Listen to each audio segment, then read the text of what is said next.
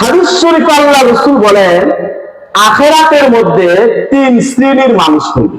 ওই শ্রেণীর হাসরে আমরা কবরে লেখান না সবাই, কবর থেকে যখন সিঙ্গাপু দেওয়ার সাথে সাথে কবর থেকে ওইটা আমরা হাসরের মাঠে বিচার দেওয়ার জন্য হাজিরা দেবো আল্লাহর কাছে, তখন তিন শ্রেণীর মানুষ হবে। ওই শ্রেণী হাদিস বলবো।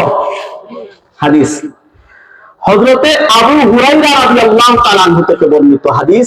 আল্লাহ নবী বলেন, আন আবি হুরায়রা রাদিয়াল্লাহু তাআলা আনহু قال قال رسول الله صلى الله عليه وسلم হযরত আবু হুরায়রা রাদিয়াল্লাহু তাআলা আনহু থেকে বর্ণিত, তিনি বলেন, قال رسول الله صلى الله عليه وسلم আল্লাহর নবী, প্যারা নবী, দু জাহানের নবী, কামলিওয়ালা নবী মুহাম্মদ মুস্তাফা সাল্লাল্লাহু আলাইহি ওয়াসাল্লাম নবী ارشاد করেন, ইউহশারুন নাসু ইয়াওমাল কিয়ামাতি সালাসাতা আকুনা। আল্লাহর নবী বলেন, কিয়ামতের কঠিন ময়দানে আল্লাহ রাব্বুল আলামিন কবর থেকে মানুষদেরকে তিন শ্রেণীতে বিভক্ত করে উঠাইবেন। ওই শ্রেণীতে বিভক্ত করে উঠাইবেন, তিন ভাগে ভাগ করে উঠাইবেন। কবর থেকে মানুষ ওইটা আল্লাহর দরবারে হাসরের মাঠে রওনা দিবে তিন ভাগে ভাগ হইয়া। কই ভাগে?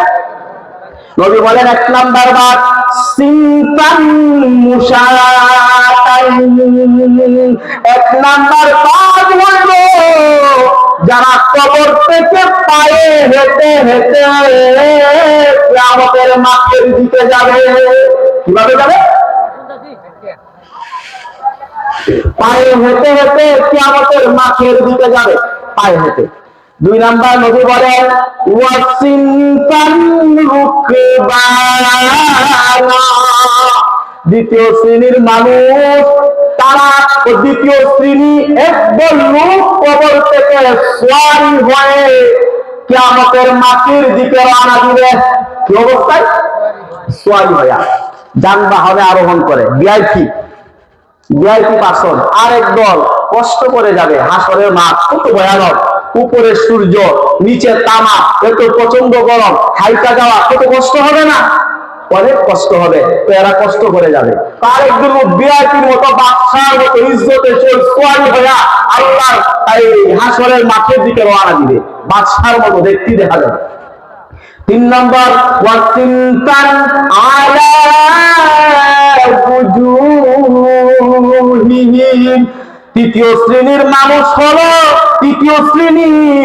তৃতীয় ভাগ হলো যারা মুখ উপর করে হামাগুড়ি দিয়ে কবর থেকে হাসরের মাঠের দিকে যাবে। হামাগুড়ি পর্যন্ত, মানে মুখ নিচু দিয়া, বা তারা যে চুল কাটতে এই কি বলে হামাগুড়ি দিয়ে হাঁটে না, এদিকতে যা, একদল মানুষ হবে। তাদের অবস্থা এমন হবে যারা মুখ নিচু জমিনের মধ্যে লাগাইয়া হামাগুড়ি দিয়ে হাত পাইতে হামাগুড়ি দিয়ে এভাবে হাসরের মাঠের দিকে রওনা দিবে। কত বড় বেইজ্জত, কত বড় কষ্ট। এক নাম্বার শ্রেণী হইল যারা পায়ে হেঁটে হাজিরা দিবে। দুই নাম্বার যারা সোয়ারি আরোহণ করে হাজিরা দিবে। তিন নাম্বার যারা মুখ উপর করে হামাগুড়ি দিয়ে হাসরের মাঠের দিকে হাজিরা দিবে। এই হাদিসের ব্যাখ্যায় মিরকাতুল মাফাতিহ শরহ মিশকাতুল মাসাবিহের লেখক আল্লামা মুল্লা আলী কারি রাহমাতুল্লাহ আলাইহি উল্লেখ করেছেন, ও প্রথম শ্রেণীর মানুষ কারা হবে জানেননি? দ্বিতীয় শ্রেণীর মানুষ কারা হবে জানেননি? তৃতীয় শ্রেণীর মানুষ কারা হবে জানেননি? মুল্লা আলী কারি বলেন, প্রথম শ্রেণীর মানুষ যারা গরমের মধ্যে কিয়ামতের মাঠের উত্তপ্ত গরমের মধ্যে হেঁটে হেঁটে হাসরের দিকে রওনা দিবে, তারা হলো দুনিয়ার ওই সমস্ত মানুষ যারা দুনিয়াতে নেক আমল করত, আবার সাথে সাথে গুনাহও করত। এমন মানুষ নাই? কবরে এমনি গেছে, নেক আমলও আছে, গুনাহ আছে, গুনাহ থেকে তওবা করে যাওয়ার তৌফিক হয় নাই, তওবা করতে পারে নাই। এই নেক আমলও আছে আবার গুনাহ আছে, এরকম মানুষের সংখ্যা একটু বেশি।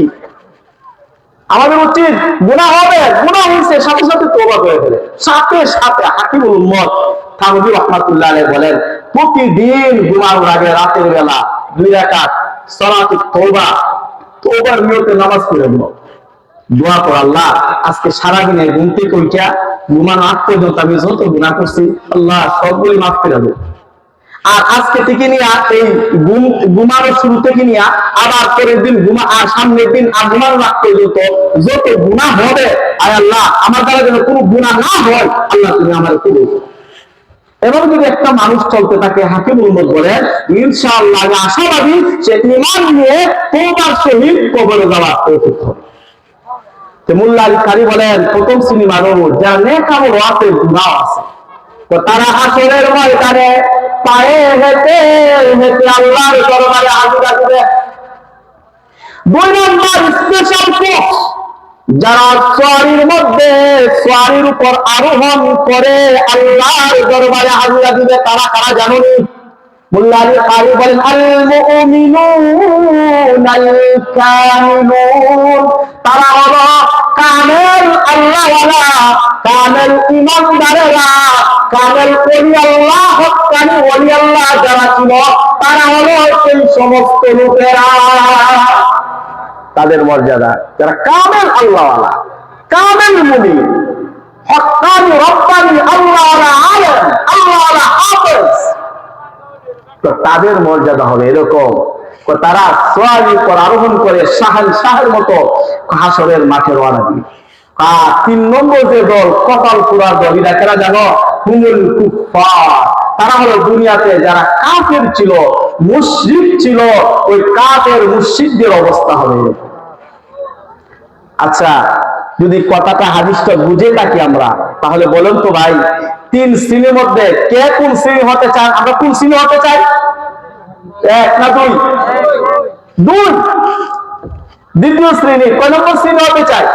6 অবস্থা যদি 1 নম্বর তো পায়ে হেঁটে কষ্ট করবে কেন, ডাইরেক্ট গুনাহ মুক্ত জীবন নিয়া, কামেল ঈমান নিয়া, পরিপূর্ণ আল্লাহর মহব্বত আর রাসূলের ভালোবাসা নিয়া আল্লাহর দরবারে হাজিরা দেব ইনশাআল্লাহ।